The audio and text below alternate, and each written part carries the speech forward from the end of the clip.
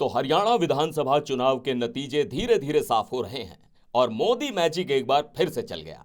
तीसरी बार बीजेपी की सरकार बनती दिख रही है। लेकिन यह सिर्फ किस्मत का खेल नहीं है, इसके पीछे बहुत सोच समझकर बनाई गई रणनीतियां हैं। तो आइए इस वीडियो में जानते हैं आखिर पीएम मोदी और बीजेपी ने ऐसा कौन सा जादू चलाया जिससे तीसरी बार भी हरियाणा में सत्ता इनके हाथ आ रही है। देखिए, हरियाणा की राजनीति में जाति एक बड़ा फैक्टर होता है और बीजेपी ने इस बार बहुत ही चालाकी से जातियों को अपने साथ जोड़ा। सबसे बड़ी बात यह थी कि बीजेपी ने गैर जाट वोटर्स को एकजुट किया। मनोहर लाल खट्टर और नायब सिंह सैनी जैसे गैर जाट नेताओं को आगे कर बीजेपी ने यह संदेश दिया कि वो सभी जातियों का ध्यान रखेगी। अब आंकड़ों की बात करें तो 2019 में बीजेपी ने 29% एससी सीटों पर जीत हासिल की थी, लेकिन इस बार 2024 में पार्टी 52% एससी सीटों पर आगे है। और तो और जाट भी बीजेपी के साथ आए हैं। 2019 में जहां बीजेपी ने 30% जाट सीटें जीती थी, वहीं इस बार बीजेपी को 2024 में 51% सीटों पर बढ़त है। अब यह मत सोचिए कि बीजेपी सिर्फ शहरी इलाकों में ही मजबूत है।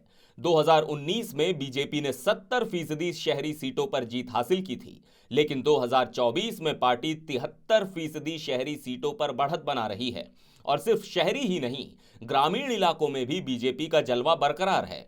2019 में जहां 32% ग्रामीण सीटों पर जीत मिली थी, इस बार 45% ग्रामीण सीटों पर बीजेपी आगे है। अब यह तो साफ है कि विपक्ष, खासकर कांग्रेस को कम नहीं आंका गया। बीजेपी ने लोकसभा चुनावों के बाद रणनीति बदल दी। किसानों और जवानों को केंद्र में रखा।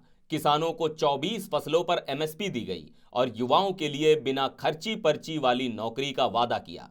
अग्निवीरों के लिए पेंशन वाली नौकरी का वादा भी खासा प्रभावी रहा।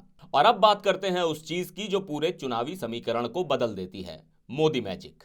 ब्रांड मोदी का असर हरियाणा में भी साफ दिखाई दे रहा है। मोदी प्रीमियम की वजह से बीजेपी का वोट बेस लगातार बढ़ रहा है। अगर आंकड़े देखें तो 2014 से पहले बीजेपी का राष्ट्रीय स्तर पर औसत वोट 23% था, लेकिन 2014 के बाद यह औसत 35% तक पहुंच गया। तो हरियाणा के नतीजे लगभग तय हैं और मोदी मैजिक ने एक बार फिर से कमाल कर दिखाया है।